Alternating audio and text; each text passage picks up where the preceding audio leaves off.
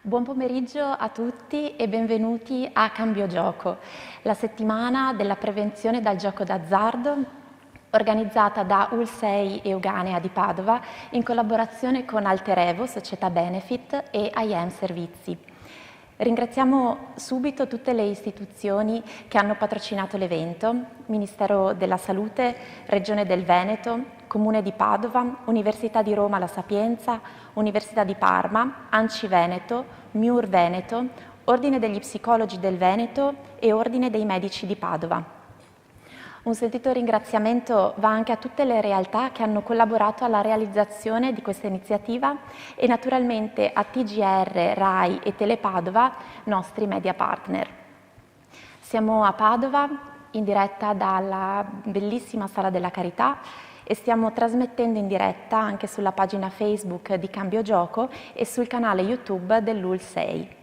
Salutiamo il pubblico che ci sta seguendo da tutta Italia, vi invitiamo sempre a condividere le nostre dirette sui vostri canali social e vi ringraziamo per questo supporto. Ringraziamo anche le persone che sono presenti questo pomeriggio in sala con noi. Il titolo di questa prima edizione è Siamo tutti in gioco. Quando parliamo di prevenzione, infatti, siamo tutti coinvolti non solo come professionisti del settore, ma anche come genitori, educatori, insegnanti, persone sensibili al tema e anche gli studenti che avremo il piacere di avere spesso come ospiti qui alla Sala della Carità. Gli incontri che abbiamo progettato sono molto variegati, e così come i relatori che si susseguiranno nel corso di questi giorni e dei vari appuntamenti, da esperti nel settore del gioco d'azzardo e delle dipendenze, ma anche neuroscienziati, personalità importanti nel campo della legalità, professionisti della comunicazione e dello sport, esperti del mondo digitale e molti altri ancora. Come avrete certamente potuto vedere sul sito dedicato all'evento, che è www.cambiogioco.uls6.it, sono disponibili tutti i materiali promozionali e l'intero programma di questi giorni. Tra l'altro sul sito rimarrà traccia degli incontri di cui potrete rivedere successivamente le registrazioni. Qui con noi in sala c'è anche la dottoressa Cristiana Naccarella, responsabile dell'unità operativa semplice di neuropsichiatria ULS 5 Polesana, che al termine dell'incontro ci aiuterà a fare una riflessione e potrà eventualmente porre una domanda ai nostri ospiti. Grazie mille per aver accettato il nostro invito. Passo subito la parola al prorettore vicario dell'Università di Parma, Paolo Martelli, per un saluto istituzionale. Buonasera a tutte e a tutti, è con grande piacere che assolvo al compito di portare i saluti a voi tutti a nome del magnifico rettore che mi ha pregato di sostituirlo, ma a nome anche di tutta la nostra comunità accademica e soprattutto delle studentesse e degli studenti della nostra università. La concessione del patrocinio ad un evento non è solo un atto formale, è un segno di partecipazione e di condivisione dei contenuti che vengono proposti in quell'evento. Ed è quello che è successo e che succede nel momento in cui abbiamo, come Università di Parma, concesso il patrocinio. In questa serata, grazie all'intervento del professor Fogassi, collega dell'Università di Parma, ma anche del professor Regni, l'Università assolve ad uno dei suoi compiti principali, quello di aprirsi nei confronti della società. E aprirsi nei confronti della società attraverso la comunicazione della ricerca, perché i colleghi che seguiranno in questa serata non faranno altro che illustrare quello che è il risultato delle loro ricerche, rendere questi risultati comprensibili e soprattutto avere una particolare cura della comunicazione della ricerca. Una comunicazione che deve essere corretta e che, essendo frutto della ricerca, viene fatta, viene comunicata soltanto dopo che è passata al vaglio di quelli che sono gli elementi intrinseci della ricerca, e cioè il dubbio, la verifica costante e il passaggio della, diciamo, condivisione nel mondo stesso della ricerca. E questa comunicazione della ricerca, oggi molto spesso va contro quello che la comunicazione che viviamo tutti i giorni si aspetta, e cioè che vi siano delle risposte immediate, delle risposte pronte a risolvere determinati problemi. Al contrario, invece, la ricerca ha bisogno dei suoi tempi, quei tempi proprio di verifica, ed è questa la validità, ed è ciò che dà valore agli interventi che seguiranno dei colleghi. Quindi ringrazio per l'invito, ringrazio i colleghi fin da ora per il loro contributo, perché sono certo che quello che ci diranno questa sera, essendo frutto della ricerca scientifica, ha la valenza di una comunicazione scientifica vera. Grazie e buon lavoro a tutti e buona serata. Grazie mille per il suo intervento. L'ULSEI Euganea, approfittando di questa importante occasione, ci tiene particolarmente a presentare il servizio Centro Educativo Digitale LOL. Passo dunque la parola alla dottoressa Arianna Camporese, dirigente medico-psichiatra, responsabile del progetto Cambio Gioco dell'ULSEI Euganea. Buonasera a tutti. Io sono dottoressa Camporese, lavoro per il Dipartimento Dipendenze e il promotore di questa iniziativa, e vi presento in poche parole una delle attività più innovative che abbiamo iniziato con la progettualità di Cambio Gioco, che è un progetto, ricordo, finanziato dal Ministero della Salute e poi approvato dalla Regione Veneto. Noi abbiamo inaugurato proprio in questi giorni un centro educativo digitale per adolescenti che è aperto inizialmente sarà aperto per gli studenti delle superiori e poi dall'anno prossimo amplieremo anche ai ragazzi delle medie. Questo perché l'uso del digitale è sempre più frequente, ma siamo un po' tutti analfabeti digitali, usiamo molto il digitale senza saperlo usare correttamente. Cosa faranno questi ragazzi all'interno del nostro centro? Faranno delle esperienze di digitale guidati però da delle figure educative, per cui attraverseranno le stanze dove useranno ad esempio la realtà virtuale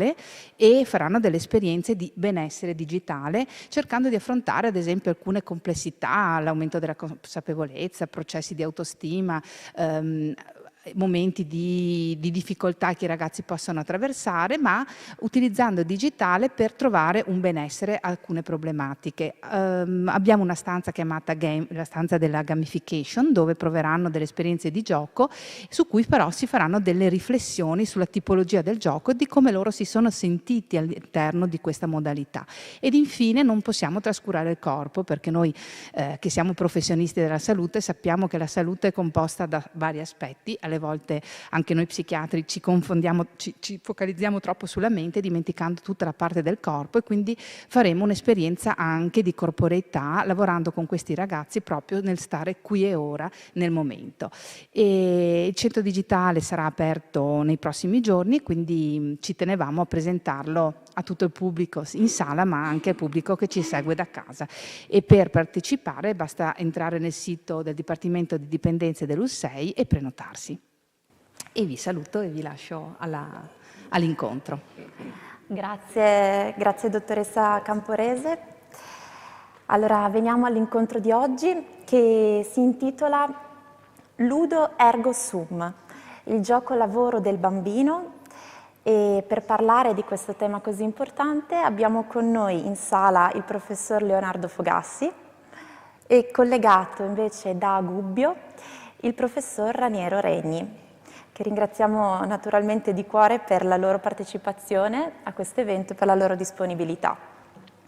Insieme Leonardo Fogassi e Raniero Regni hanno scritto il libro Montessori e le neuroscienze, e questo pomeriggio ci parleranno del gioco del bambino, che non possiamo classificare né come semplice gioco né come semplice lavoro, appunto, ma dobbiamo considerare nei suoi aspetti fondamentali per la costruzione della persona del bambino e quindi dell'adulto di domani.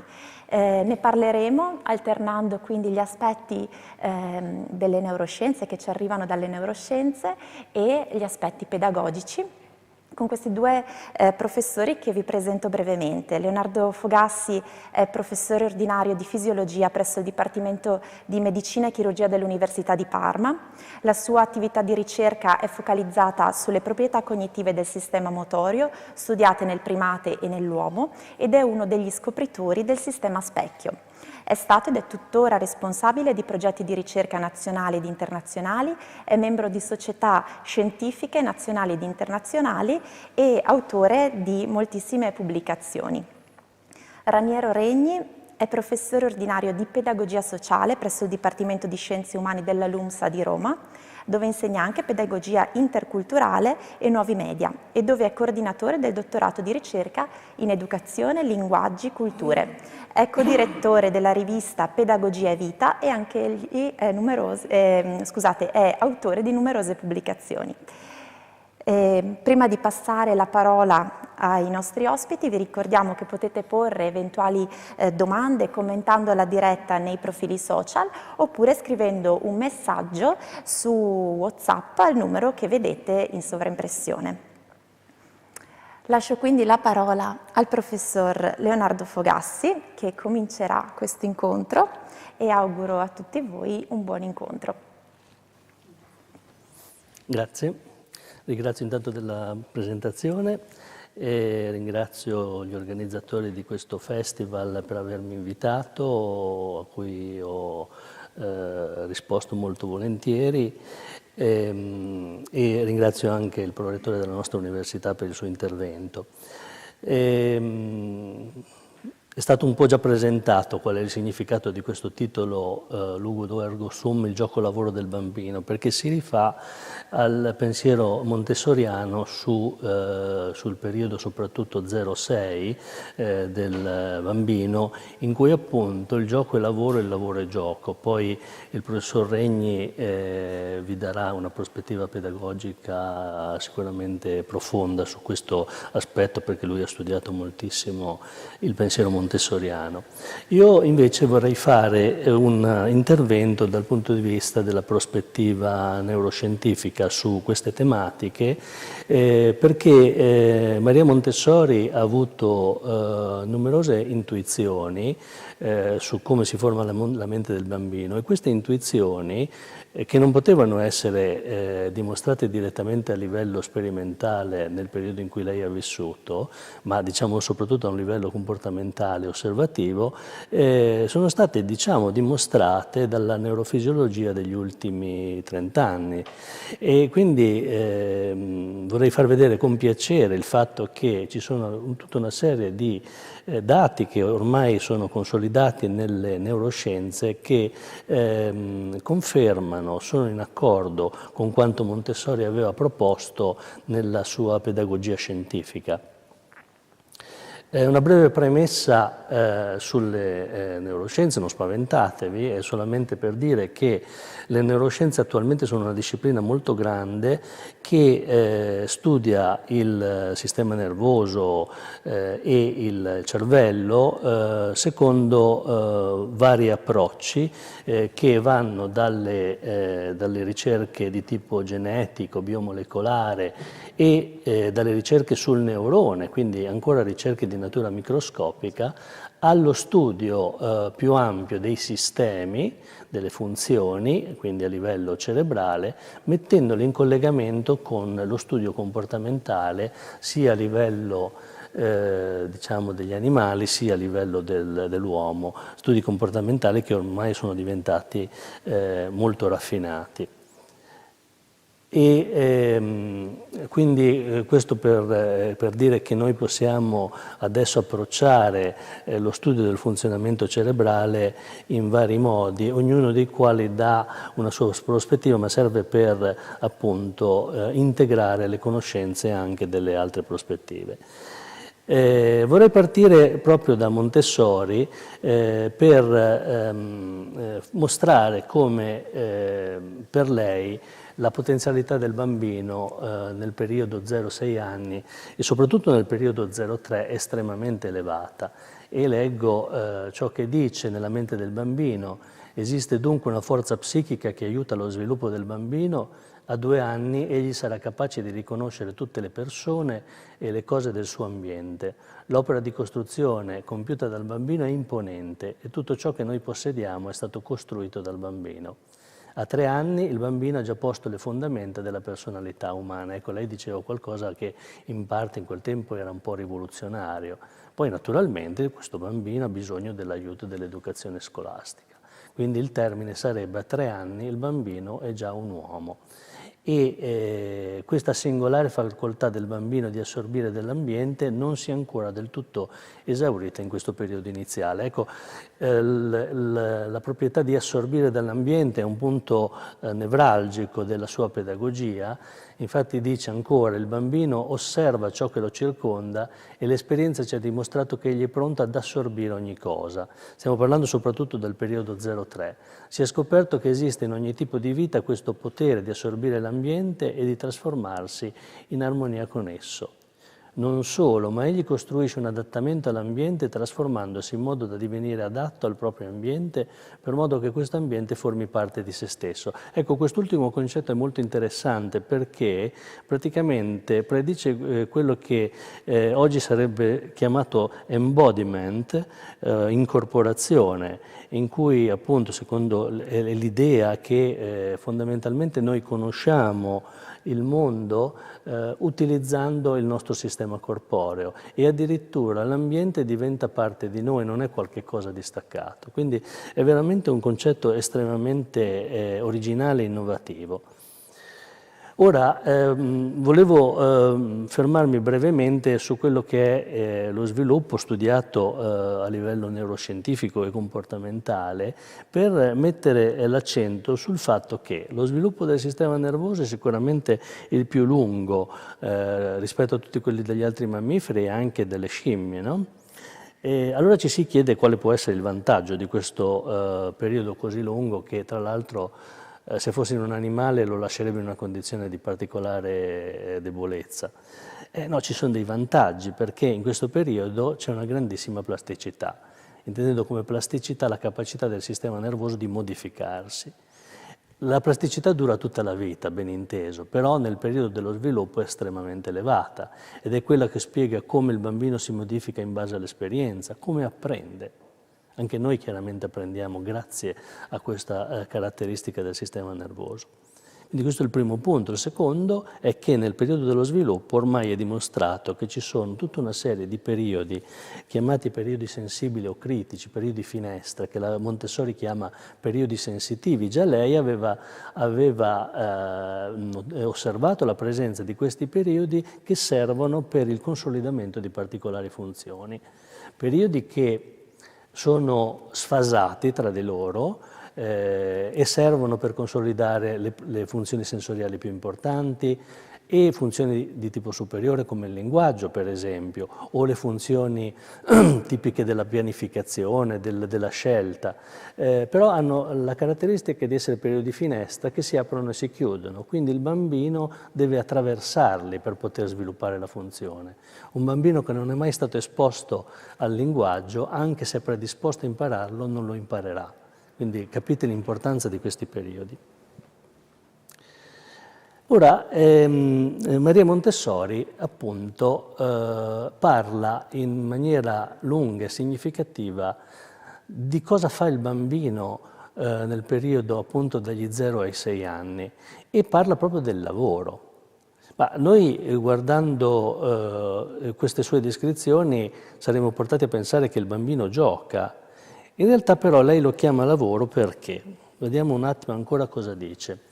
È certo che per il bambino l'attitudine al lavoro rappresenta un istinto vitale, perché senza lavoro non si può organizzare la personalità, dato che questo uscirebbe dai limiti normali della propria costruzione. L'uomo si costruisce lavorando, effettuando lavori manuali in cui, ecco, questo è molto importante, la mano è lo strumento della personalità, l'organo dell'intelligenza. Per lei la mano è fondamentale per la costruzione della mente. Il bambino cresce con l'esercizio, la sua attività costruttiva consiste in un autentico lavoro che materialmente sorge dall'ambiente esterno. Il bambino si esercita e si muove facendo esperienze, così coordina i propri movimenti e va registrando le emozioni provenienti dal mondo esterno che plasmano la sua intelligenza. Quando un bambino lavora non lo fa per raggiungere uno scopo esteriore, anche questo è un punto interessante, il suo obiettivo è lavorare. E quando nella ripetizione di un esercizio gli pone termine alla propria attività, cotesta fine indipendente dagli atti esterni. Il bambino non segue la legge del minor sforzo, bensì una legge contraria, perché consuma una quantità enorme di energia in un lavoro senza scopo ed impiega non solo energia propulsiva ma anche energia potenziale. L'adulto non capirà mai il lavoro del bambino, perciò gli impedisce di lavorare, sostituendosi a lui, supponendo che il riposo sia quello che più gli giova per crescere bene. Quindi c'è questo discorso anche dell'incomprensione da parte dell'adulto di quello che fa il bambino nel suo lavoro. E poi c'è anche un altro discorso molto interessante che è quello dei giocattoli. La società, per corrispondere al suo bisogno di attività, offre al bambino un infinito numero di giocattoli invece di offrirgli mezzi che ne stimolano l'intelligenza. Così dice Montessori. A quell'età egli tende a toccare tutti, mentre gli adulti gli lasciano toccare poche cose e gliene proibiscono molte.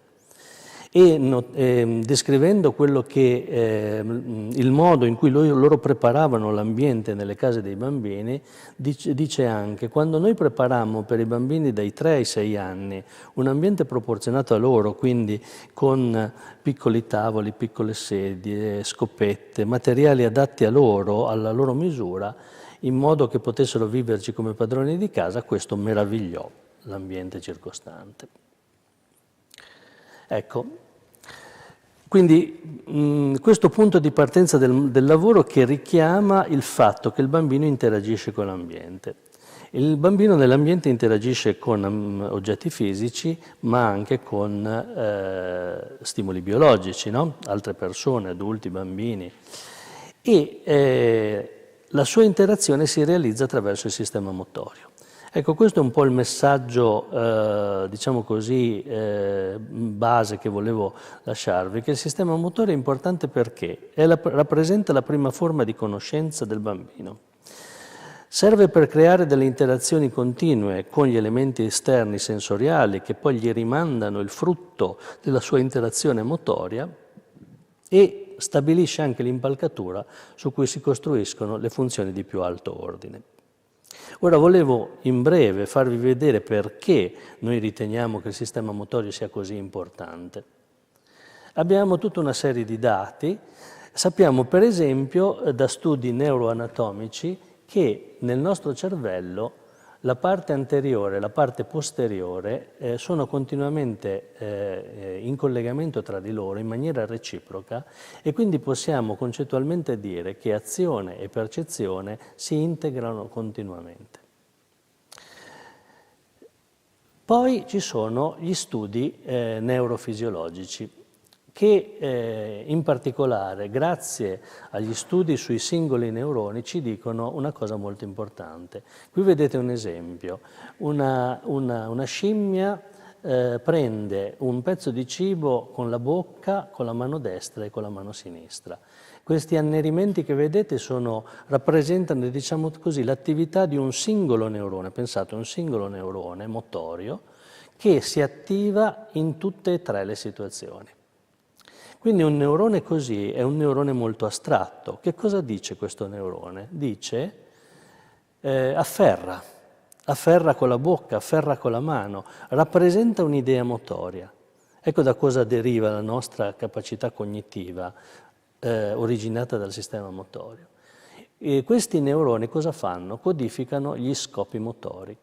E quindi è grazie a neuroni come questi che noi abbiamo nel cervello come una specie di magazzino, una memoria motoria che si riferisce al nostro repertorio d'azione, che noi chiaramente usiamo tutte le volte che vogliamo agire, ma attenzione, lo usiamo anche a livello di rappresentazione mentale. Se io vi dico immaginate di afferrare senza farlo, si attiva la vostra corteccia motoria. Quindi questo chiaramente è un fenomeno mentale. Non solo, il fatto che noi abbiamo questo magazzino motorio ci serve per capire il mondo che ci circonda. Cioè noi, grazie alla nostra conoscenza motoria, conosciamo lo spazio, gli oggetti e anche addirittura il comportamento degli altri.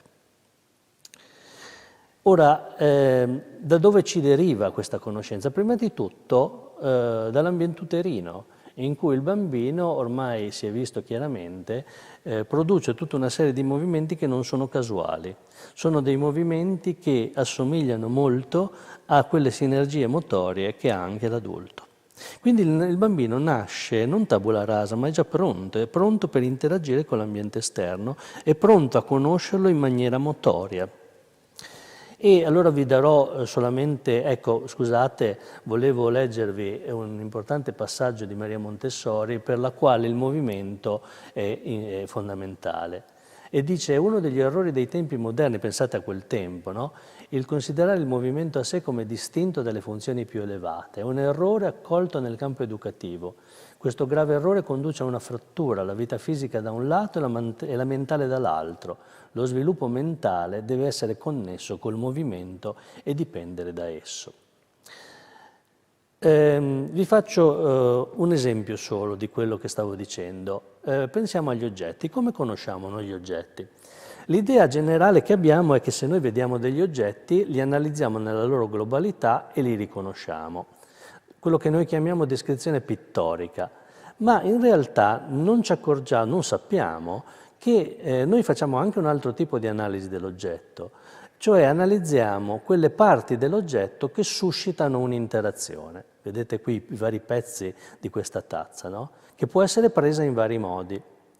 Ora è stato scoperto che esiste un circuito cerebrale che si attiva sia quando osserviamo gli oggetti sia quando li prendiamo. Ma è interessante il fatto che si attiva anche solo se li osserviamo.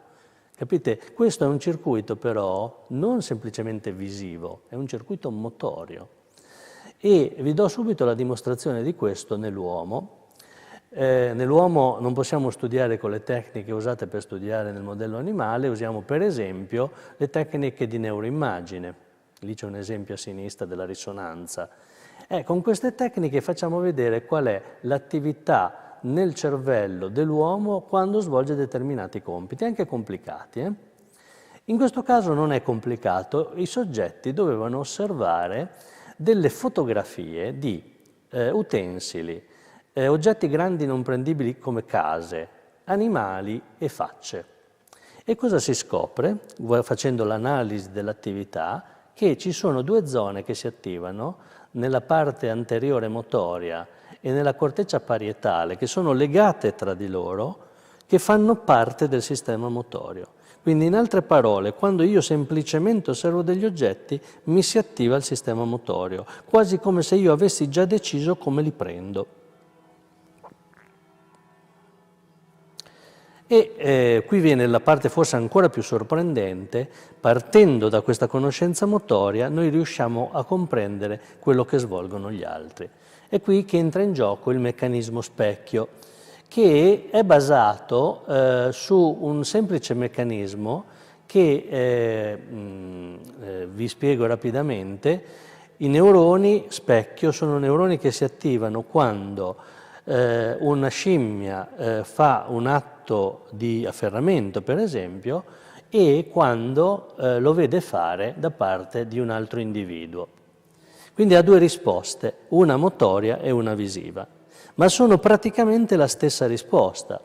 Infatti, da questa comparazione tra l'atto motorio che osserva e l'atto motorio che sa fare, il suo circuito motorio entra in attività e da questa comparazione praticamente noi siamo in grado di riconoscere automaticamente il significato dell'atto motorio che stiamo osservando. Quindi io vedo qualcuno che prende qualcosa, immediatamente riconosco cosa sta facendo, lo sappiamo, no? Ma qual è il meccanismo che sta sotto? Sono dei neuroni motori, questi neuroni specchio, che partono però dal fatto che noi abbiamo un repertorio motorio e riconosciamo lo stesso repertorio nelle persone che stiamo osservando. Nell'uomo, poi, dopo la scimmia, è stato visto che ci sono tutta una serie di aree della corteccia cerebrale che si attivano quando i soggetti osservano degli atti svolti da altri. Sono queste zone colorate che sono ancora una volta zone che fanno parte del sistema motorio. Quindi capite, un sistema motorio diventa il centro della cognizione. E questo è stato dimostrato anche nei bambini. Nei bambini bisogna usare anche altre tecniche non invasive, ovviamente, come per esempio l'elettroencefalografia. E si è dimostrato che in bambini anche molto piccoli, si è arrivati fino a 6 mesi in questi studi, effettivamente rivelano un meccanismo di rispecchiamento quando svolgono un atto, per esempio prendere, indicare, anche disegnare in bambini un po' più grandi, e quando osservano altri che fanno lo stesso atto. Quindi capite, questo meccanismo probabilmente è un meccanismo innato. E diciamo così che capite che è un meccanismo che è alla base di molti aspetti della cognizione sociale, quindi la comprensione delle emozioni degli altri, delle intenzioni degli altri, addirittura la comprensione del linguaggio, ed è cruciale per l'imitazione.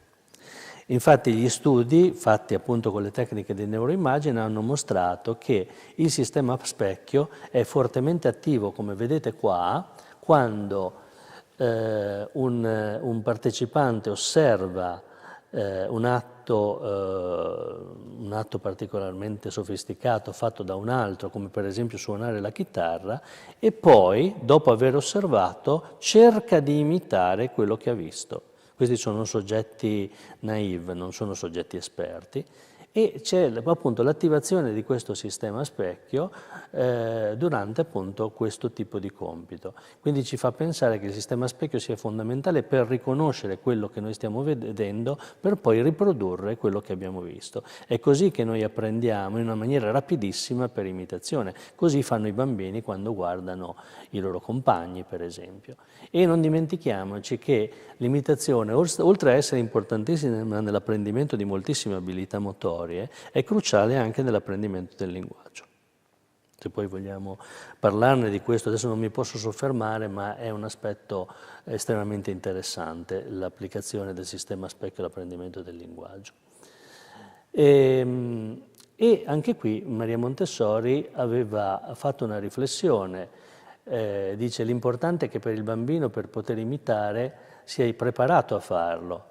E è interessante perché dice l'esempio offre solo un motivo di imitazione. Ecco, l'esempio è quello che riguarda l'attività dei neuroni specchio, ma non è l'essenziale. Ciò che conta è lo svilupparsi dello sforzo di imitazione, il che vuol dire che il soggetto, dopo aver osservato, intenzionalmente imita quello che ha visto. Non imita spontaneamente, imita intenzionalmente. Ecco, vorrei, diciamo così, concludere questa parte, questa presentazione, parlando di un altro aspetto che non è svincolato, è sempre presente ed è quello che noi chiamiamo attenzione. Ora, l'attenzione di per sé non è così specifica come quello di cui abbiamo parlato finora, però è importantissima. Noi così lo sappiamo, diciamo così, perché ci sembra ovvio, no? Però in realtà l'attenzione ha le sue spiegazioni a livello neurofisiologico anch'essa, e che ci dicono che in realtà l'attenzione non è una cosa unica. Perché l'attenzione consiste sicuramente in una modulazione dell'attività della corteccia cerebrale e degli stati di coscienza. Se una persona è in coma, chiaramente perde lo stato di coscienza perché la sua corteccia non sta funzionando. Ci spiega il passaggio dal sonno alla veglia, dalla veglia rilassata alla veglia attiva, quando qualcuno improvvisamente ci fa sentire un suono molto forte. Ma poi, se andiamo a vedere cosa succede nella vita di tutti i giorni, possiamo distinguere due tipi diversi di attenzione. L'attenzione esogena e l'attenzione endogena, perché la prima è quella che viene richiamata da stimoli che ci sono nell'ambiente, la seconda invece è quella che nasce dall'interno. Pensate al bambino che si concentra per svolgere un determinato compito. Ecco, qui troviamo il legame con la pedagogia montessoriana. Approfitto per farvi un esempio per darvi un'idea di quanto questo sia stato studiato a livello neurofisiologico. Se io studio dei neuroni nel modello animale e vedo che per esempio ci sono dei neuroni che rispondono alla presentazione di uno stimolo visivo, vedo che quando l'animale mette gli occhi su questo stimolo visivo, la risposta di questo neurone aumenta ancora, e però la risposta è ancora più grande quando io faccio sì che il compito implichi un'attenzione dell'animale verso quello stimolo. Cioè, in altre parole, lo stimolo può essere più o meno rilevante a seconda che vi sia posta l'attenzione o no.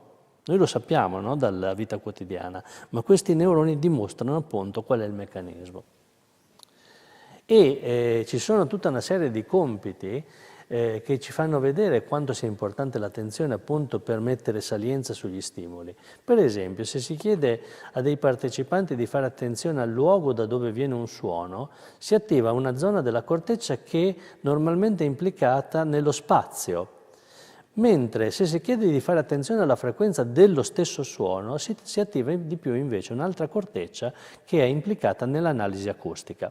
Quindi, vedete, basta chiedere di fare attenzione ad uno o un altro aspetto dello stimolo che cambia completamente anche la risposta della corteccia. Se si chiede, per esempio, di fare attenzione a degli stimoli linguistici, si attivano delle aree, soprattutto nell'emisfero sinistro, che hanno a che fare con il linguaggio.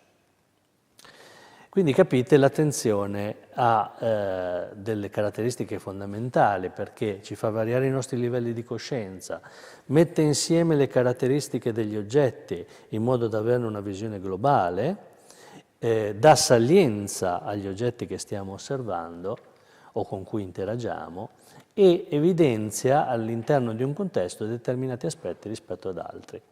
Noi in un contesto possiamo vedere, in una scena come questa, possiamo vedere tantissime cose, ma in realtà la nostra attenzione può focalizzarci solo su una.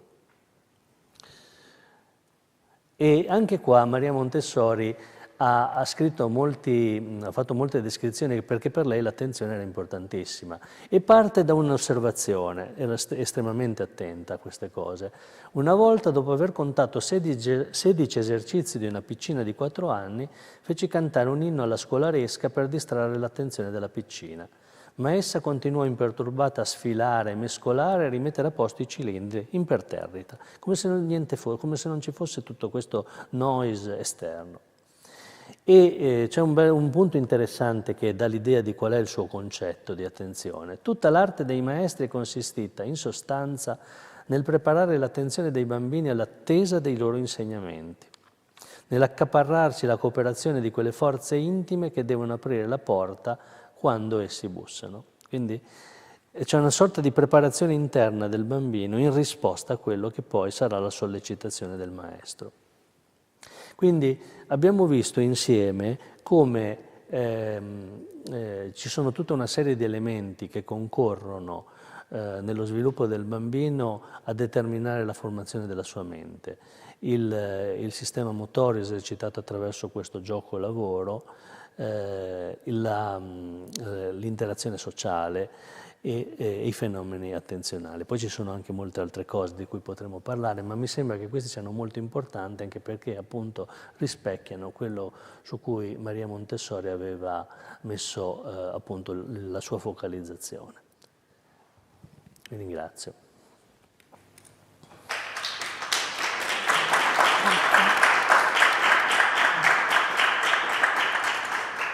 Grazie mille professor Fogassi per questo interessante intervento. Adesso lasciamo quindi la parola al professor Regni che continuerà su questa tematica del gioco-lavoro da un punto di vista pedagogico e poi le considerazioni finali. Bene. Ringrazio anch'io per l'invito e questa opportunità, anche se invidio un po' Leonardo per il fatto che può godere di una bella sala, di una presenza reale. La comunicazione online è un miracolo della tecnologia, però ci priva anche di qualcosa, proprio in ragione di quello che Leonardo diceva, insomma, che la comunicazione umana è fondamentalmente analogica prima di essere digitale, prima di essere linguistica, è corporea, e l'apprendimento è in funzione dei corpi e dei luoghi, e la stessa memoria, la stessa attenzione, per cui il come apprendo qualcosa è molto importante rispetto al che cosa apprendo, insomma, per cui lo condiziona moltissimo. Quindi questi lavori online a distanza, più che una realtà aumentata, come si dice, come si ricerca, credo che sia una realtà impoverita, cioè nel senso che si priva di tutta una serie di stimoli ambientali che appunto, se è vero quello che ha detto Leonardo, e credo che lo sia, la conoscenza del mondo attraverso il sistema corporeo, qui il sistema corporeo è ridotto all'ascolto, allo sguardo, insomma. Vengo al ludo ergo sum, che mi piace più del cogito ergo sum di Cartesio, insomma, che non ho mai amato, insomma. Capisco più quello che diceva un poeta, amo ergo sum, forse più vero, o quello che diceva Jean-Luc Nancy recentemente, diceva appunto cogito ergo cum, perché questo pensare da soli, tra l'altro, è abbastanza limitante per la condizione umana. In realtà il nostro pensare, il nostro essere, il nostro amare sempre con qualcuno, al cospetto di qualcuno, insomma. Però appunto, se dovessi scegliere tra il cogito e il ludo, sceglierei il ludo. Però poi vengo al sottotitolo di questo nostro incontro, il gioco-lavoro del bambino. Ecco, quindi mi infilo in questa tematica che è una tematica enorme, insomma.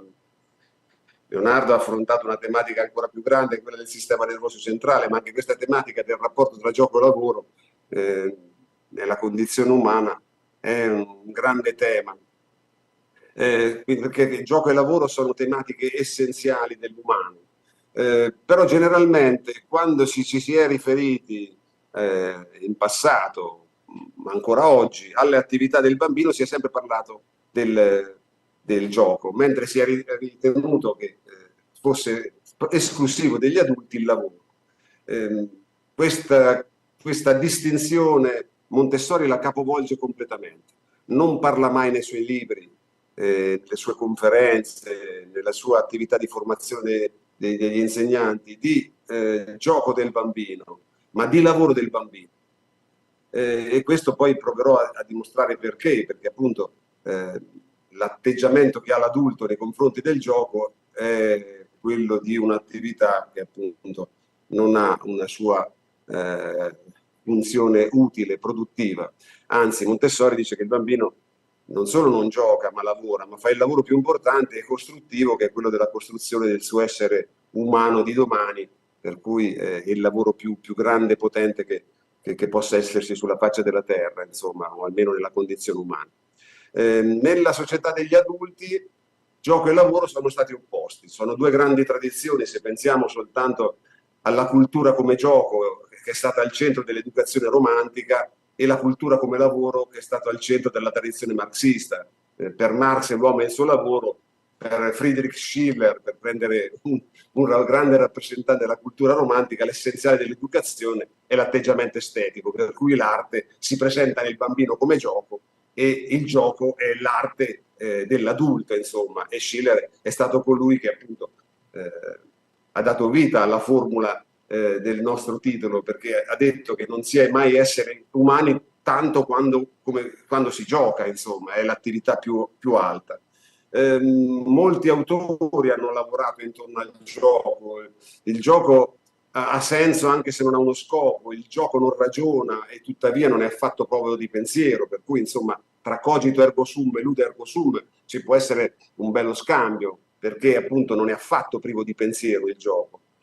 Le definizioni classiche di gioco sono quelle date da Huizinga e Caillois, due grandi autori. Il gioco è un'azione, un'occupazione volontaria compiuta entro certi limiti definiti di tempo e di spazio, secondo una regola volontariamente assunta, e che tuttavia impegna in maniera assoluta, che ha fine in se stessa, accompagnata da un senso di tensione e di gioia e dalla coscienza di essere diversi dalla vita quotidiana. Ecco, l'esperienza ludica è un'esperienza libera, separata, improduttiva, fittizia, anche se regolata, insomma.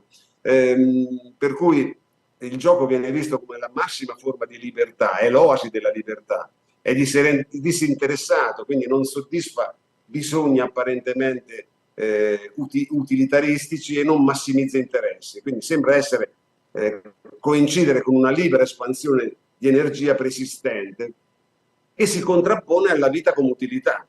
E aveva ragione, credo, grande filosofo spagnolo come Ortega y Gasset, che diceva che per gli esseri umani la cosa più necessaria è il superfluo, per cui c'è una differenza anche con il mondo animale. Anche gli animali giocano, ma il gioco sembra essere fondamentalmente racchiuso nella fase di sviluppo infantile. Quando i cuccioli crescono, diventano adulti, in molti mammiferi smettono di giocare. L'essere umano ha questa caratteristica, stabilizza questo carattere infantile che è il gioco, che è la curiosità esplorativa, che tante volte mette anche in pericolo appunto l'essere umano, perché appunto fa correre dei rischi che magari il semplice calcolo teso alla sopravvivenza non farebbe correre, però appunto ha dato poi la possibilità della esplorazione, ha aperto un mondo. Gli esseri umani non vivono soltanto in un ambiente, ma esplorano un mondo che è uno scenario pieno di aperture, pieno di possibilità, pieno di immaginazione. E come diceva un grande attore come Carmelo Bene, giocare sempre, scherzare mai. Il gioco non è uno scherzo, il gioco è qualcosa di molto impegnativo.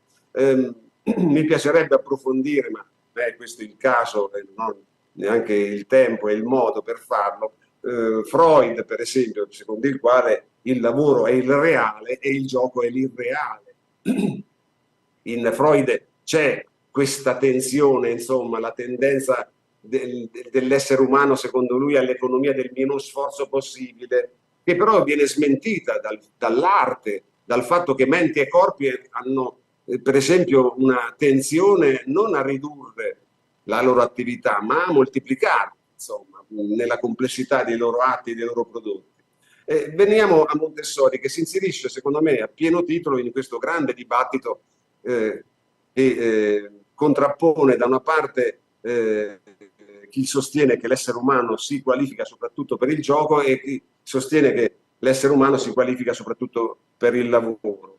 Nietzsche diceva che l'essere umano è un animale pigro, che non lavorerebbe se non fosse costretto dalla necessità, dalla sopravvivenza, sostanzialmente dalla fame, dalla penuria, mio nipote, che ha 1 anno e mezzo, contraddirebbe completamente questa affermazione di Nietzsche. Perché? Perché è un essere che è continuamente in azione, come aveva osservato Montessori. Secondo Montessori il bambino possiede un vero e proprio istinto che fa parte di quel repertorio a cui faceva riferimento, degli istinti guida, dei periodi sensitivi, che fa sì che il bambino, appena apre gli occhi, entra automaticamente in azione, ha sempre degli oggetti, è perennemente intento a penetrare un oggetto, a smontarlo e così via. Parlo del bambino piccolo, del bambino anche sotto i 3 anni.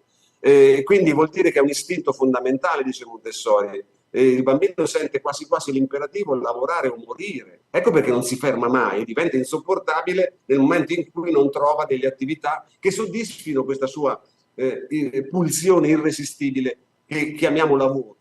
Quindi l'uomo, dice Montessori, si costruisce lavorando. Per il bambino l'attitudine al lavoro rappresenta un istinto vitale, perché senza lavoro non si può organizzare la personalità. Per cui l'istinto dei bambini conferma che il lavoro è una tendenza intrinseca della natura umana, l'istinto caratteristico della specie.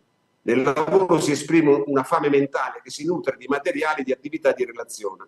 Come tutti gli altri esseri si fa eterno attraverso la sopravvivenza della specie, ma in quanto a queste mani di cui parlava anche Leonardo, che sono mani di luce perché sono collegate al cervello, la mano come parte visibile del cervello e dell'intelligenza, è per eccellenza l'essere che si impegna nella creazione, e qui naturalmente viene coinvolta l'attenzione e la concentrazione. Senza la concentrazione, senza attenzione non c'è lavoro, e senza lavoro non c'è quella che Montessori chiamava la normalizzazione della personalità, cioè la ricostruzione della personalità deviata o non riconosciuta del bambino.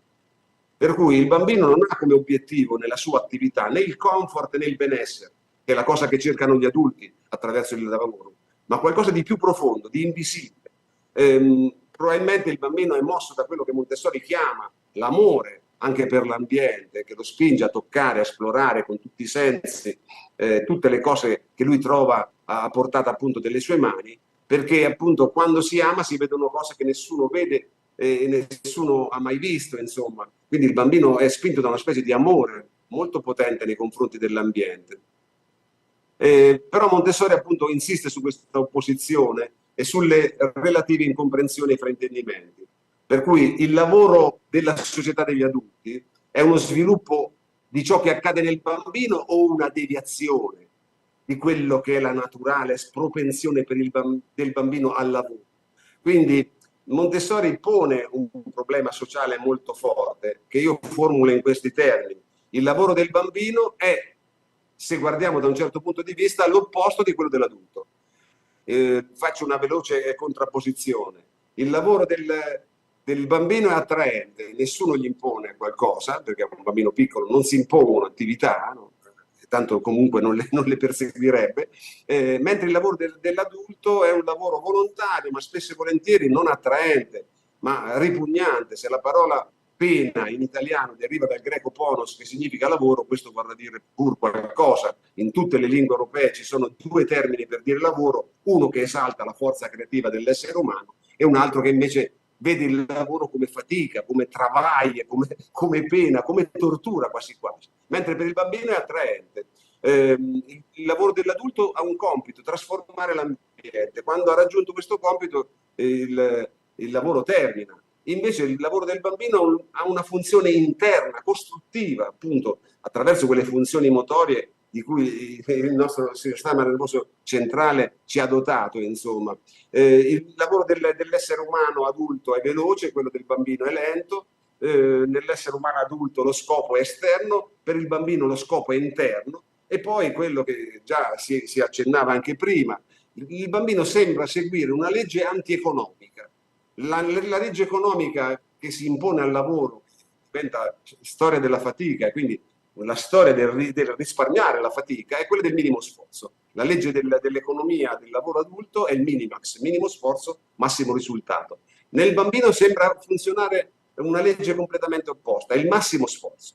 Per cui l'obiettivo del bambino non è raggiungere uno scopo, ma qualcosa che Montessori dice noi non sappiamo quale sia, soltanto che vediamo che quando un bambino trova un'attività che lo attrae liberamente, trova degli oggetti, trova delle relazioni soddisfacenti, il bambino mostra la gioia e anzi quando ha lavorato è più riposato di prima.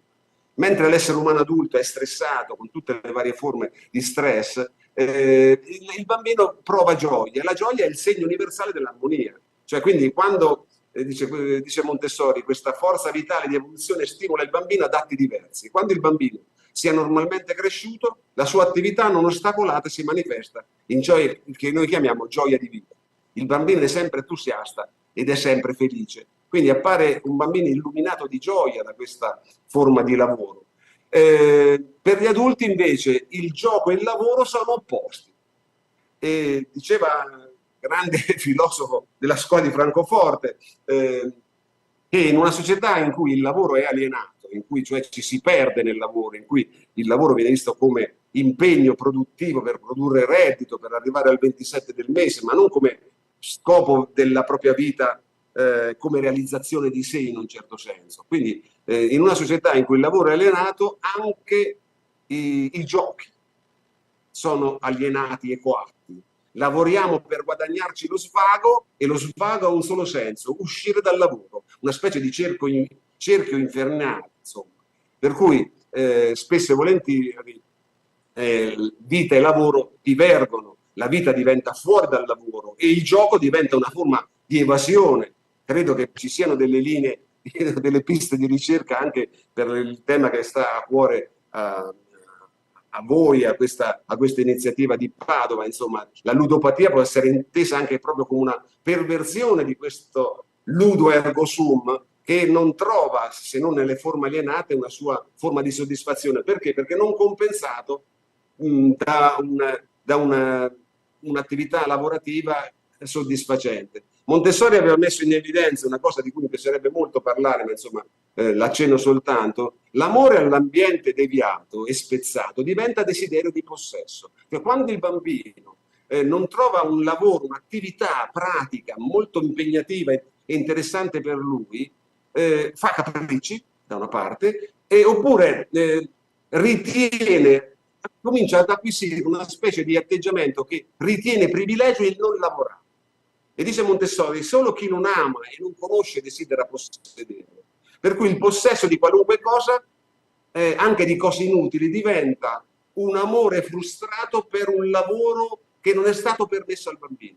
Per cui dove non c'è l'amore, lì c'è il lavoro forzato e l'accumulo. Oppure potremmo aggiungere c'è la dispersione del consumismo e c'è la dispersione forse anche della ludopatia.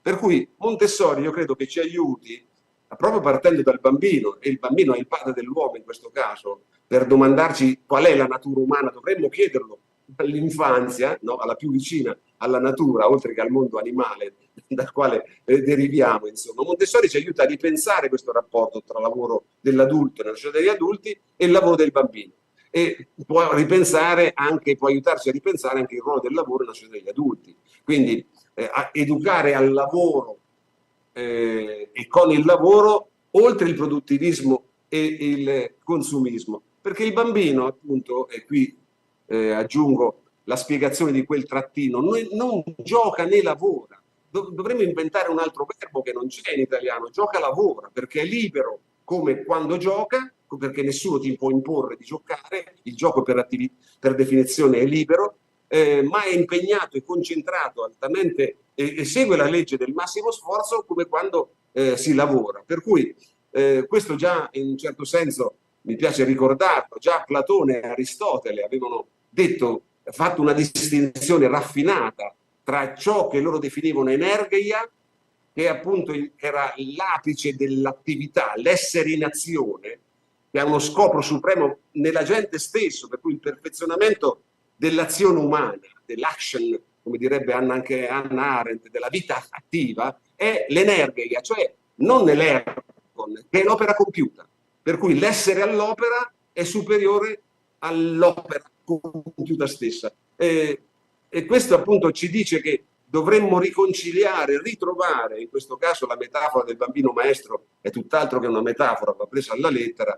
Il bambino può insegnarci a recuperare qualcosa che nella società degli adulti si è diviso, e forse perché si è diviso si aliena, appunto l'alienazione del lavoro e l'alienazione del gioco, magari spinto fino alla dipendenza e all'intossicazione, alla ludopatia. Il bambino ci ricorda una strada che esiste, è quella perseguita da quelli che vengono chiamati gli happy few, i pochi fortunati. Ci sono degli adulti che fanno il lavoro per cui sono nati, per cui non sentono il lavoro come dispersione, come annientamento, come logoramento, come stress, ma sentono il lavoro come una vocazione, si stupiscono quasi quasi che qualcuno li paghi per l'attività che fanno.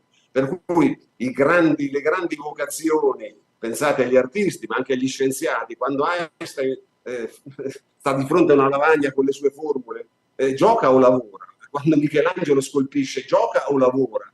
Ecco, Montessori credo che ci dica, attraverso lo studio del bambino, la necessità di far convergere gioco e lavoro, cioè vocazione e professione, conservare l'aspetto ludiforme anche in un'attività utile e produttiva come appunto il lavoro stesso. Quindi non solo il gioco-lavoro va verso la convergenza, ma cerca di saldare anche le dimensioni a cui faceva riferimento anche Leonardo Fogassi, che noi separiamo, quella della mente, quella del cuore e quella della mano, insomma, e anche le professioni intellettuali, quella legata al lavoro pratico o legate al lavoro di cultura, appunto. Ma questa sarebbe tutta un'altra storia che magari potremmo affrontare un'altra volta.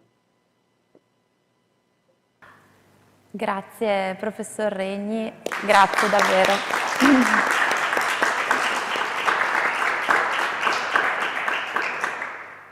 Un intervento anche questo molto prezioso che tra l'altro ci ha portato a fare delle considerazioni importanti su la prima infanzia, che di fatto è un po' l'età d'oro quando si parla di prevenzione. Tra l'altro questo incontro è seguito in questo momento da moltissime persone che ringraziamo, che sono collegate da tutta Italia, quindi non solo dal Veneto, e che stanno esprimendo i loro ringraziamenti e i complimenti, insomma, per questi due interventi di Leonardo Fogassi e Raniero Regni. La ritengono insomma una grandissima opportunità potervi ascoltare. Adesso lascerei la parola per una considerazione, un commento, una domanda alla dottoressa Naccarella. Prego, dottoressa. Innanzitutto voglio ringraziare sia per l'invito, ma anche e soprattutto i due relatori per la passione con cui ci hanno condotto a conoscere e approfondire quello che è il mondo del bambino, la vita affettiva e magica anche e molto ricca del bambino. Ho due suggestioni, una per ogni singolo relatore. Allora, intanto per il professor Fogassi, che ci ha portato a scoprire come il sistema motorio sia il centro della cognizione, ci ha parlato del sistema dei neuroni a specchio, ci ha parlato dell'attenzione, ma anche di come la parte della socialità e della relazione contribuisca in modo determinante all'acquisizione di competenze. Ecco, io volevo un po' approfondire il tema della comunicazione, perché comunicare è un atto relazionale, insomma, dove il linguaggio ha proprio questo valore, è il valore di mettere in contatto gli uni con gli altri, no? Lei ci ha accennato durante la sua relazione come il sistema dei neuroni a specchio rientri in quella che è l'acquisizione di questa abilità, competenza che è innata, ma che ha bisogno di un determinato ambiente per potersi sviluppare, no? In modo adeguato. Ecco, questa domanda mi sorge anche perché nei servizi di neuropsichiatria infantile ai servizi spesso si rivolgono genitori con bambini che presentano ritardi in quello che sono le tappe normali, insomma, dell'acquisizione del linguaggio.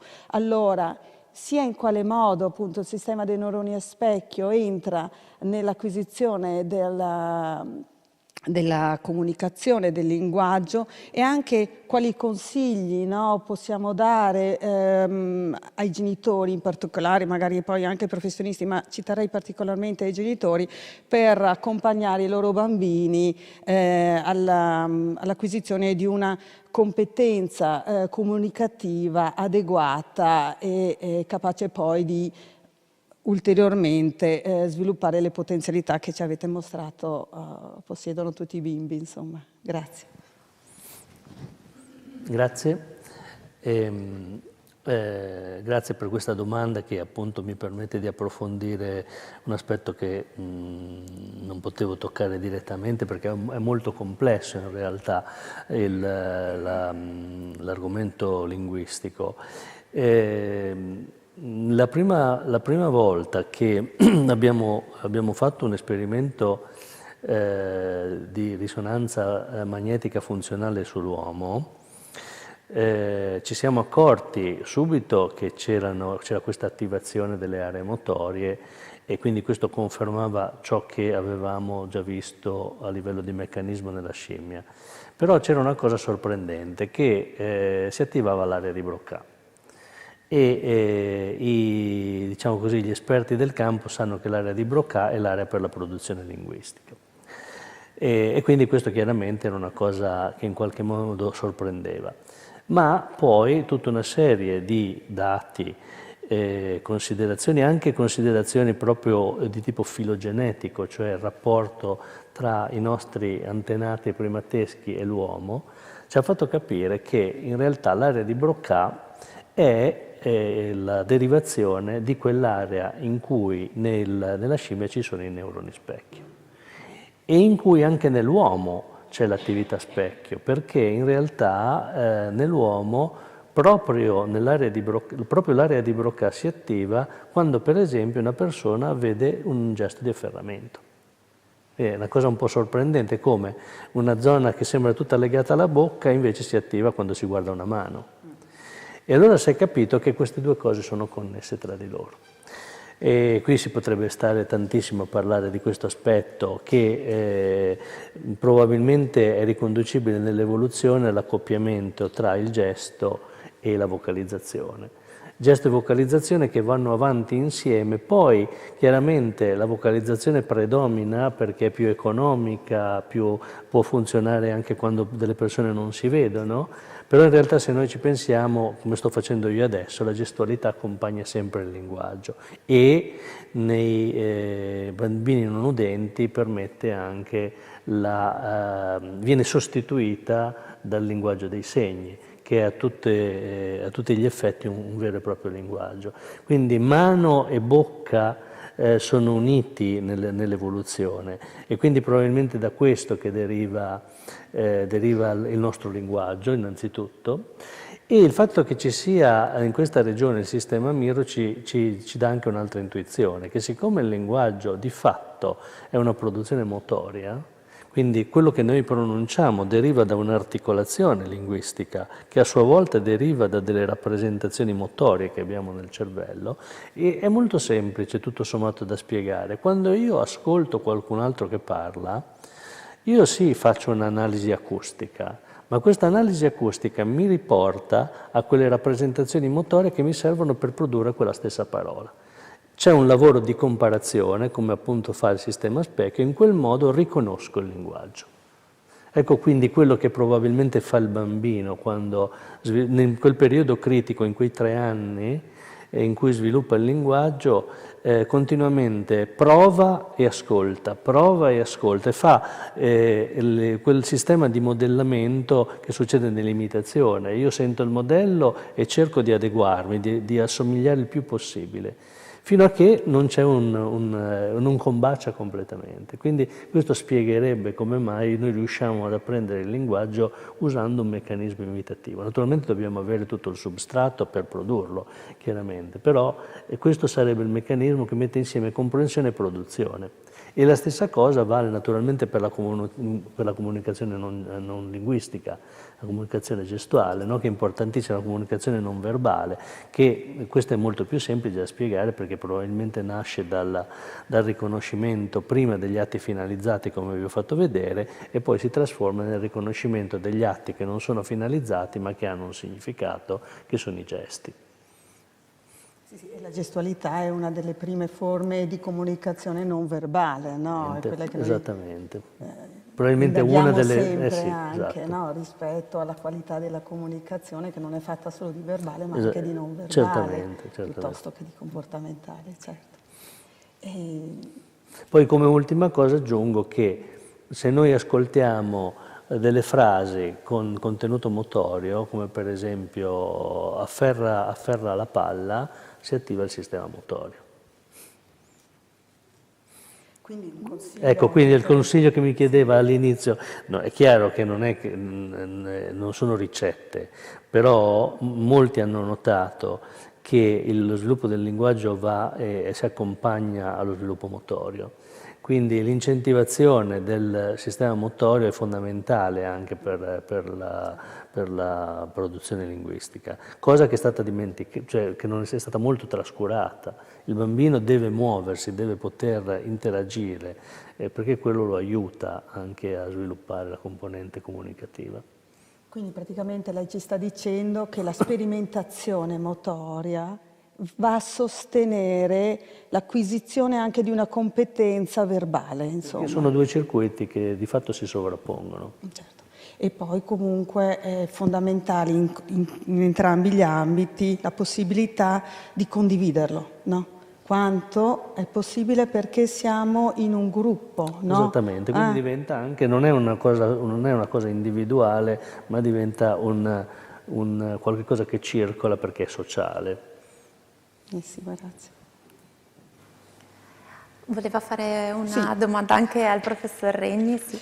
Sì, al professor Renzi invece la suggestione è più sugli elementi di gioco connessi alla parte affettiva, cioè quanto c'è di piacere nella componente proprio di apprendimento, nel senso che il gioco del bambino, l'osservazione del gioco del bambino, come dicevate, come diceva Montessori, non è finalizzato a ottenere uno scopo, no? Ma è qualcosa di innato, ma è qualcosa a cui si dedica con tantissima energia, no? Ecco. Io sottolineerei proprio anche gli elementi del piacere, no? E di come l'acquisizione, gli apprendimenti passino principalmente rispetto ad poter condividere un'esperienza di benessere.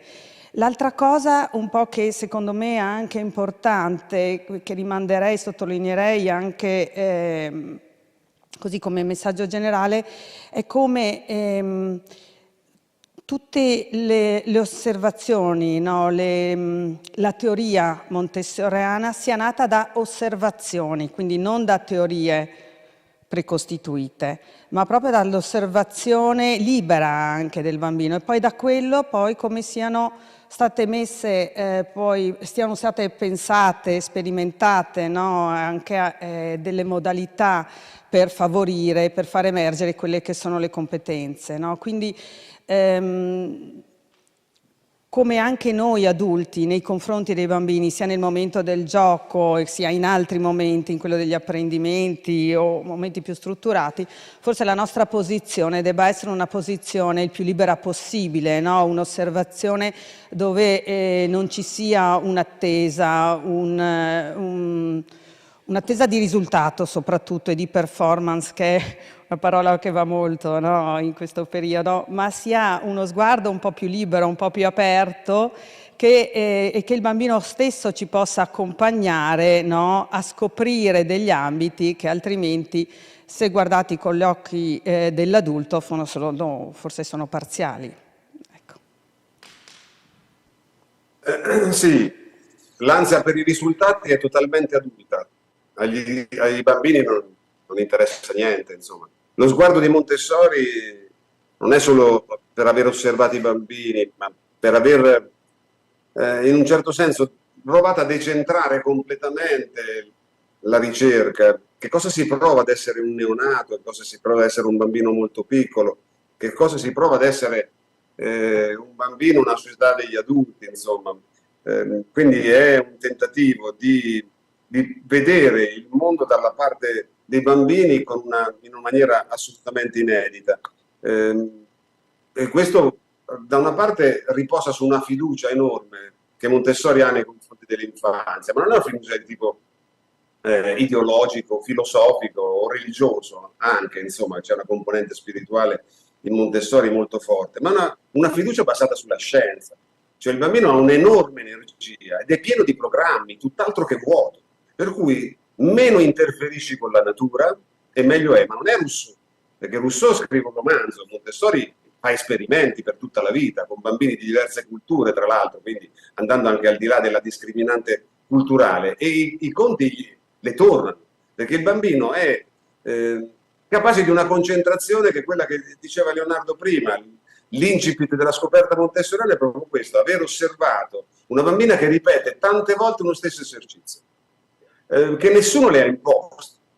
Per cui quando lei dice appunto l'elemento del piacere, ma è ovvio, cioè l'elemento del piacere, il circuito del piacere, le endorfine che si sviluppano probabilmente nelle attività che ci piacciono di più, sono quelle che segue il bambino, e il bambino è il maestro, e l'idea che dobbiamo seguire lui e non il contrario è difficile da capire, molto difficile, perché può essere facilmente fraintesa, insomma. Qui non è fare del bambino il despota, ma è mettersi nella condizione del bambino per capire che cos'è l'umano in realtà, perché se il gioco è un'attività assolutamente libera, e Montessori scopre che il bambino, quando si concentra, quella bambina a cui si faceva riferimento prima, diventa come psichicamente sorda agli altri stimoli ambientali. Perché? Perché è continuamente in quello che oggi gli adulti chiamano l'esperienza del flow, del flusso, cioè quando fai delle cose assolutamente in scioltezza, ma non ti accorgi di tutto il resto, insomma. O quello che gli adulti cercano di recuperare di questa esperienza attraverso l'esperienza della mindfulness, della meditazione, che sono appunto tentativi di recuperare uno stato di grazia per certi versi, in cui gioco e lavoro, sforzo e piacere si compenetrano, non si escludono. Non è la ludoterapia, non è il piacere terapeutico, è il piacere di fare una cosa con tutto se stesso, portare tutto quello che si è in quello che si fa, prima delle parole. Mi piace moltissimo, e grazie anche alla frequentazione con Leonardo, che io ho rivalutato questa dimensione pre-linguistica del bambino, pre-verbale, tutta motoria del bambino. Perché, come dice Daniel Stern, quando il bambino comincia a parlare, poi infila un cuneo tra quello che pensa e quello che sente, quello che dice. Mentre per il bambino piccolo questo cuneo non è possibile, è tutto se stesso. Ecco perché lì possiamo cogliere, e ha ragione Montessori, osservando il bambino, cogliere il messaggio che ci può venire dalla nostra natura. Noi abbiamo separato queste dimensioni, il piacere dal dovere, il lavoro dal gioco, mentre è esperienza comune che insomma i minuti volano quando fai qualcosa di molto piacevole, i risultati ci sono e l'umanità migliorerebbe se in tutte le situazioni le persone facessero le attività per le quali sono vocate, per le quali hanno qualche inclinazione, insomma. Questo è un problema sociale enorme, mentre noi abbiamo, credo, spaccato in due la società, insomma. Grazie mille, professor Regni, grazie anche alla dottoressa Naccarella per queste considerazioni che ha mosso. Anche da casa sono arrivate molte domande, oltre agli apprezzamenti ancora per i vostri interventi. Allora ne rivolgerei una al professor Fogassi e poi una al professor Regni. Ne scegliamo due tra le varie. Allora, siccome i neuroni specchio sono mediatori delle emozioni che provengono dalle nostre interazioni, cosa succede quando il bambino è in un contesto violento? I neuroni specchio sono più attivi o si spengono quasi per preservarsi dalla paura pervasiva? Questa è una domanda che arriva da casa. Dunque, anche questa è una... ringrazio per la domanda perché evoca, diciamo così, una riflessione complessa. Dunque, vorrei partire da una situazione patologica, perché quella forse può servire per capire meglio, o almeno avere degli spunti per capire come potrebbe funzionare. Allora, c'è una categoria di bambini, chiamiamola così, che hanno la cosiddetta sindrome della condotta, no?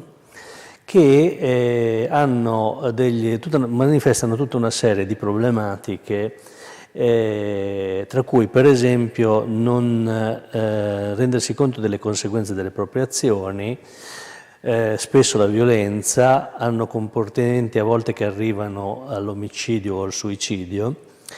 E studiando un ricercatore che appunto ha un po' preso il filone del sistema specchio per quello che riguarda lo studio sull'empatia, ha voluto verificare qual è il livello di attivazione di queste persone di fronte alla osservazione di azioni che producono dolore, intenzionali o non intenzionali.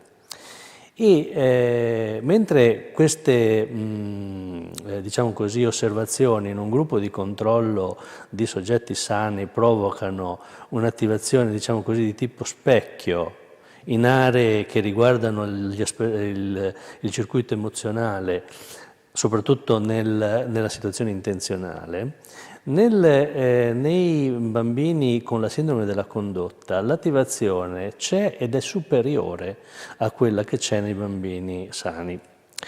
Quindi questo induce, e contemporaneamente fanno un'analisi anche di altre strutture collegate che fanno parte di questo circuito, in particolare quelle che sono collegate nel controllo della risposta emotiva.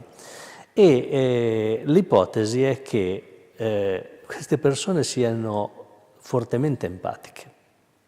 Quindi diversamente da quello che noi potremmo pensare, l'empatia non è la capacità per esempio di soffrire con l'altro, ma è la capacità di comprendere quello che l'altro sta vivendo dal punto di vista emotivo, e quindi loro lo comprendono benissimo, diciamo così, da questo punto di vista, anzi l'attivazione è ancora maggiore, solo che la capacità di controllo su quella che può essere la possibile risposta a situazioni di questo genere è molto carente rispetto alle persone sane, che invece il controllo ce l'hanno molto, molto buono.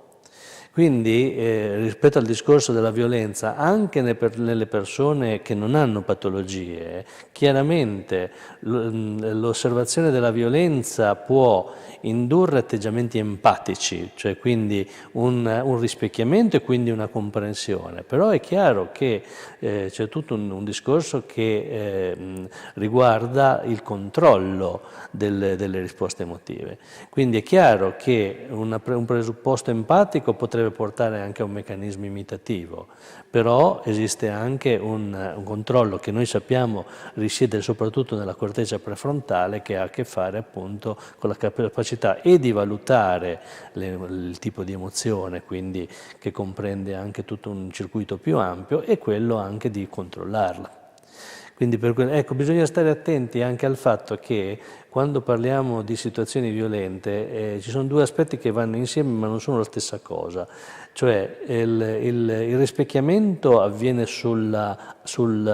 diciamo così, l'emozione dell'altro o sullo stato d'animo dell'altro, ma contemporaneamente se la situazione è violenta, per esempio la situazione provoca spargimento di sangue o comunque degli effetti visibili, quello suscita direttamente l'emozione del bambino. Quindi questi due aspetti vanno insieme ma non sono la stessa cosa. Beh, quindi è chiaro che però bisogna stare molto attenti nell'esposizione delle situazioni di violenza, perché se il controllo non è sufficiente, questo effettivamente potrebbe indurre anche dei comportamenti simulativi, questo senz'altro. Grazie mille. C'è anche qualche domanda per il professor Regni, ne prendiamo una anche in questo caso. Qualcuno si chiede perché poi con l'età adulta si perde un po' questo istinto al gioco naturalmente inteso in questo senso che ci avete raccontato questa sera, no? Quindi il piacere e per chi lo conserva è quasi vissuto come una debolezza o qualcosa di stravagante. Ma io credo che non si perda, perché io prima l'ho detto velocemente, forse malamente, insomma, il carattere infantile viene stabilizzato, diventa permanente, cioè in una casa di riposo di che cosa hanno bisogno gli anziani? Se non di lavorare e giocare, cioè di essere utili e di amare sostanzialmente, cioè delle attività che ci rendono umani, insomma. Quindi non credo che vada perduto. Da parecchio tempo si parla di attività ludiformi, perché appunto le attività di ricerca scientifica o le attività sportive o le attività artistiche non possono essere classificate né nella categoria del gioco né in quella del lavoro. Io credo che quando la vocazione incontra una vocazione che si è potuta esprimere sin dall'infanzia, per cui mi piace, ho visto nel vostro programma che venerdì c'è anche l'intervento del professor Burgio sull'epigenetica, e quindi Montessori credo che sarebbe stata molto interessata da una parte alle ricerche di Leonardo Fogassi sulle neuroscienze e dall'altra però a vedere come il bambino piccolo fosse il padre del bambino più grande, come il feto fosse il padre del neonato, come appunto cerca di spiegare l'epigenetica. Quindi c'è una progressiva, credo, ricerca nel retrodatare continuamente le attività decisive nella costruzione dell'essere umano. Per cui un bambino a cui è data la possibilità, i materiali, le relazioni, di esprimere se stesso, questa spinta la conserva nonostante tutto nel corso della vita. E credo che ci siano così come conserva per tutta la vita la pedagogia nera un'impronta invece distruttiva, l'amputazione dell'empatia, perché la stessa empatia, ha ragione Leonardo, ha una componente cognitiva e un'affettiva, ma va allenata, perché altrimenti si logora. Un ambiente in cui il bambino può esprimersi liberamente, giocare, lavorare, perché c'è sempre questo sguardo adultocentrico che ritiene ciò che è infantile come inutile, come futile, come qualcosa che non serve a niente. È questo sguardo che dovremmo cambiare radicalmente, prendere sul serio i bambini. È proprio così e la ringraziamo per averlo precisato, per averlo ribadito e ci uniamo insomma a questa speranza che questo messaggio possa arrivare a quanti più adulti possibili. I commenti che stanno arrivando rispetto ai vostri interventi sono davvero molti, tantissime le domande, tantissimi ringraziamenti e naturalmente per questioni di tempo non potremo leggerli tutti, però insomma vi ringraziano per l'opportunità che avete dato oggi, per la chiarezza nell'esposizione dei vostri contenuti, per la vostra competenza. Sono stati apprezzati gli interventi come di grandissimo spessore e quindi ecco un grazie ancora anche da parte nostra a Leonardo Fogassi e a Raniero Regni e alla loro disponibilità e partecipazione a Cambio Gioco. Grazie a tutti. Grazie. Andiamo in chiusura, l'UL6 Euganea di Padova vi ringrazia di cuore per aver partecipato, vi invitiamo ai prossimi appuntamenti gratuiti che trovate sempre sul sito www.cambiogioco-uls6.it. Prima di salutare invito i presenti in sala a fermarsi per l'inaugurazione della mostra fotografica Il Gioco, la fortuna, l'abilità, il caso a cura del gruppo fotografico Antenore di Padova. Per tutti voi che state invece seguendo da casa, vi aspettiamo alle 20:30 con il prossimo incontro in programma dal titolo Divento davvero ricco? Le distorsioni cognitive nei giocatori. Incontro con Mauro Croce, psicologo, psicoterapeuta e criminologo. E quindi con questo vi ringraziamo ancora per la partecipazione e l'attenzione a questo incontro e vi auguriamo un buon proseguimento e una buona serata. Grazie.